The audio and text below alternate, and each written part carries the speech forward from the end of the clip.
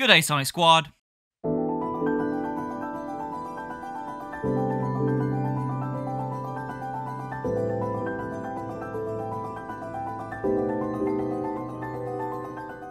The third and final major update for Sonic Frontiers presented us with free downloadable content for the game, which introduced an alternate story ending known as Another Story, additional playable characters, Amy, Knuckles, and Tails, along with new story elements, bosses, open zone level designs, and, to my surprise, new cyberspace levels.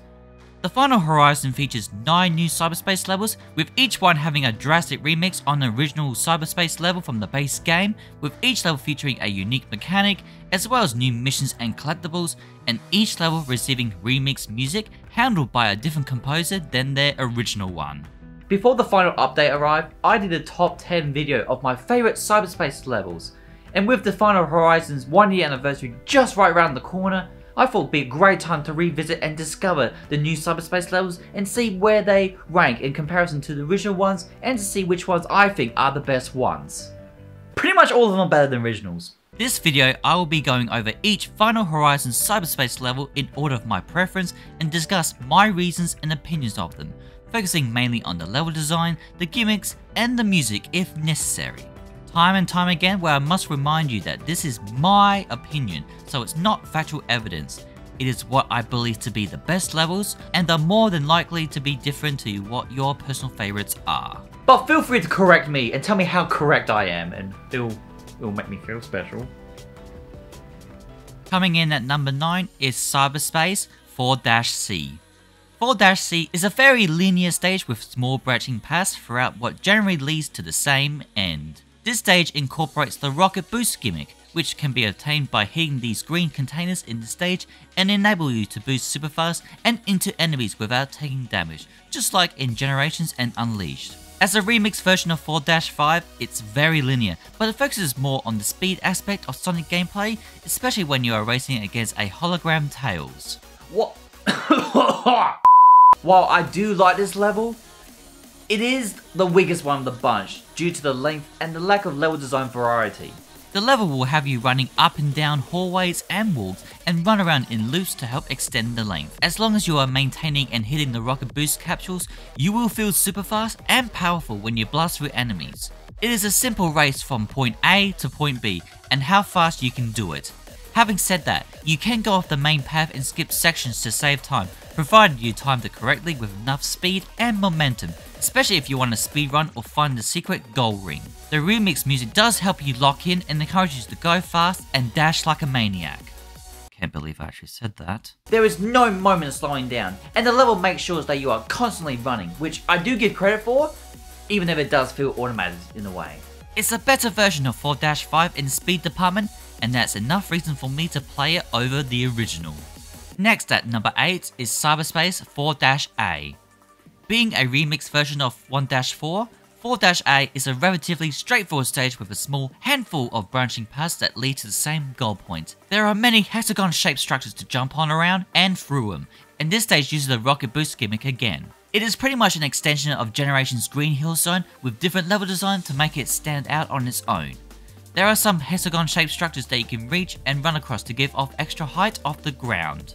With all the hexagonal shaped structures, the rocket boost, and the fact that all the enemies are pretty much bees and wasps, it kinda feels like the level is based off Zone 2 of Desert Ruins from that game. This level focuses more on taking advantage of the spin dash momentum to help you reach over long gaps of bottomless pits and climb up the hexagonal towers more easily than just using the standard boost. It's a decent level, and honestly a great extension of the original 1-4, making it longer and make you do more. Number 7. Cyberspace 4-F. 4-F is a straightforward and short stage that makes you go almost entirely downhill, with large loops and many paths made from floating platforms. Pretty much it's the same as the original 2-4, but with loads more level objects added in that you can go around and through, adding variety and replayability to see all the added paths. Just even at the beginning, there are already multiple pathways to take, all leading to various different sections of the level, with some taking to the upper sections and others taking you to the lower sections. And you also got these little secret routes where you will have to explore to find them, and some of them are cleverly created and well hidden. You've got a great mixture of rails, ziplines, pulleys, and balloons to chain your attacks and to take advantage of your moveset using the boost jump momentum and help you progress vertically to the end goal. You can do some experimenting with your updated moveset to help reach different platforms should you decide to go off the main path. Not only does this level have upper paths and lower paths, you also got paths to the left and right with different level design variety, making it feel more fresh and helps expand it a bit, even if it's just a tiny bit. Number 6. Cyberspace 4-E. Now this is where levels start to get more creative and fun. 4-E is a relatively short stage with several branching paths made up of floating platforms, homing attack chains, pulleys, and grind rails.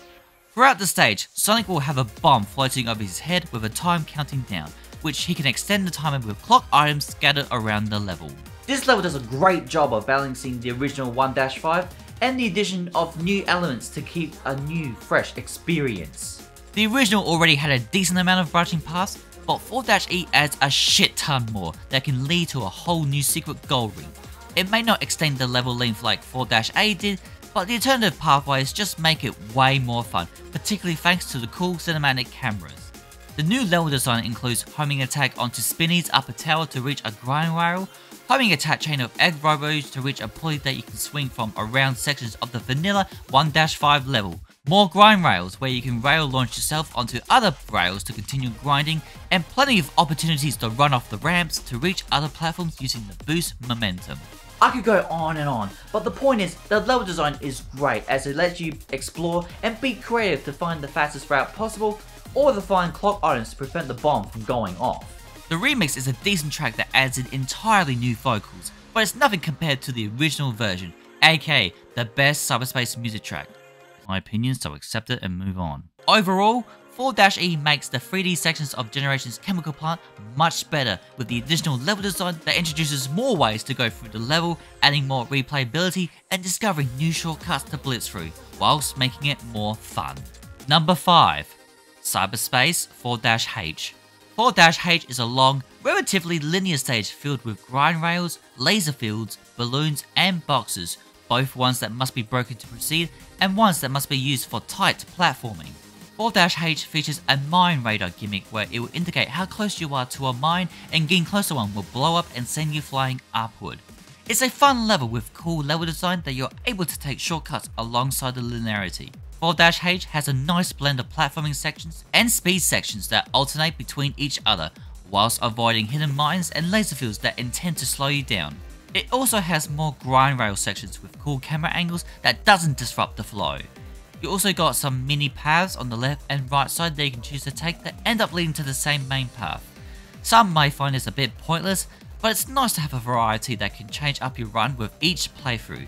At least there is a section that, depending on the path you take, can lead to a different area of the level. The remix track used is a much more upbeat version, which I personally like compared to the more somber original.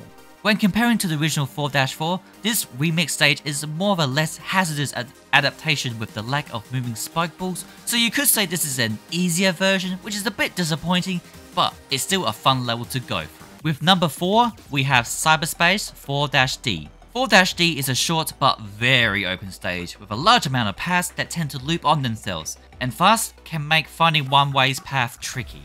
The new level design platforms, I will admit, are a bit messy and all over the place. But I don't care, this is a fun level. It is the most experimental cyberspace level, where it feels like a sandbox arena where you have complete control of what to do and where to go. There are many, and I mean many, ramps to allow you to take momentum to the extreme and reach grand heights where other platforms, springs, and grind rails allow you to traverse through the endless bottomless pits. The mine radar gimmick feels pointless to have here because I can guarantee you, you are 90% not going to be on solid ground where a mine will be. You'll be too busy soaring through the air. Also, this remix of Rumble Rave goes absolutely bonkers. It feels and sounds more like a rave party, and it got me bopping my head like crazy when I first heard it, and combine it to the surprise of what the level presented itself on the first playthrough. Woo boy! The combination of the freedom that level lets you and the music helped push this up on my list. At number 3, we have Cyberspace 4-G, A large, open stage with several distinct paths that doesn't always connect back with each other. There is an abundance of cars in this level to serve as obstacles and tricks to jump off. This level is pretty much double the length of 4-2, and that was a decent sized level to begin with. Not only does it extend it in certain sections, but it refines parts of it to make it more unique, as well as adding level objects all around. Unique to this level is the rev gauge, which takes place of the usual boost gauge. When using boost, the gauge will fill up as opposed to going down to empty, and when the gauge hits full, Sonic's top speed will increase. This is represented by the large gauge on the screen, where upon filling one gauge, Sonic will change gears like a car, going from low to second, then third, and finally top gear. If Sonic stops boosting for any reason, via crashing to a car, getting hit by an enemy, jumping, etc., it will shift back to low gear, losing all that gained speed. And you can reach top speed instantly by using the OP spin dash, however Sonic will burn out and be damaged if it's used for too long. Now I'm gonna be real with you here. This mechanic sucks! I get what they are trying to achieve here, but I just don't like how easily you can lose all your top speed and that your default speed is so frickin' slow! I'm Sonic. I'm supposed to be the fastest thing, and yet it's trying everything to not make me be Sonic. Let me go fast. If this gimmick was more refined or just removed entirely, this level would have been my #1 favorite, but alas, it is not.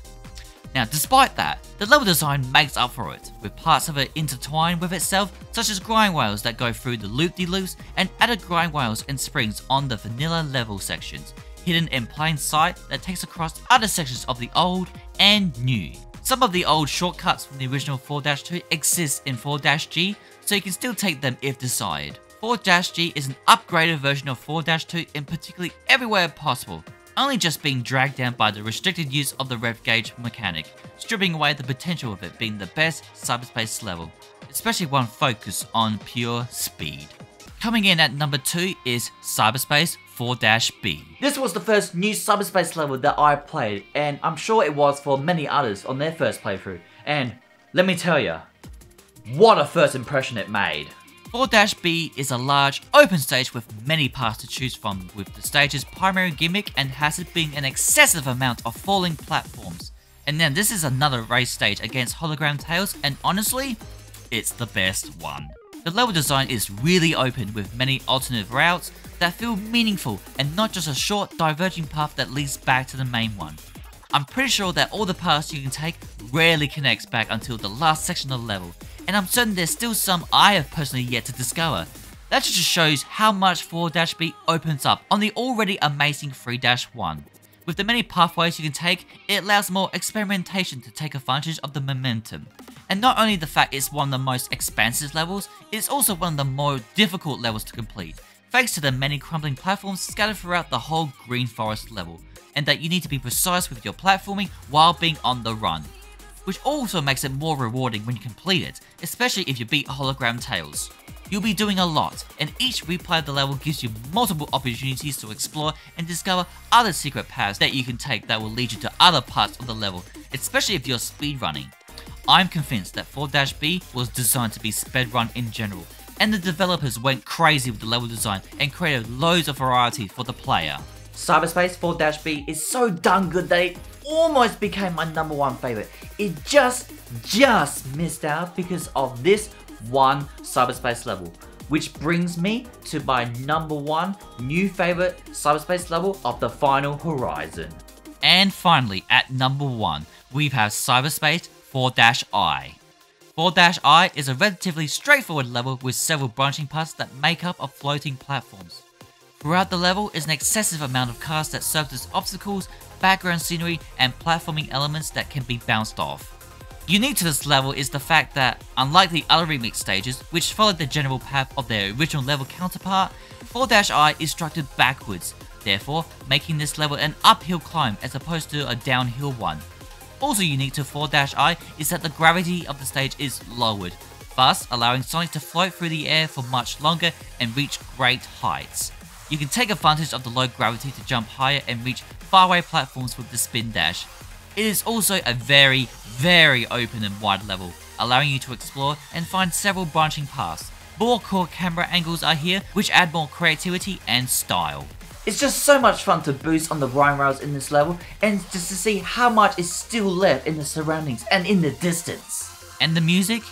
It has the most underrated track of the new Cyberspace Level themes. I see basically no one talk about it. It's a hidden gem!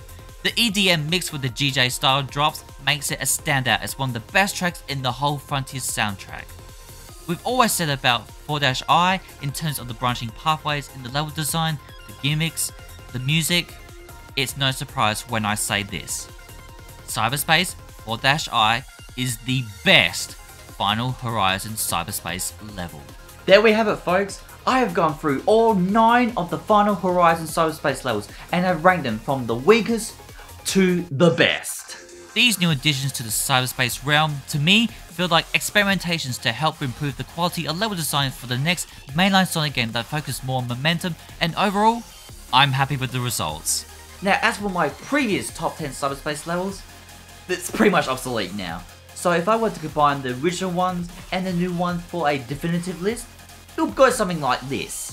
Cyberspace 1-5, Cyberstage 4-E, Cyberspace 4-H, Cyberspace 3-1, Cyberspace 4-3, Cyberspace 4-D, Cyberspace 4-2, Cyberspace 4-G, Cyberspace 4-B, and Cyberspace 4-I.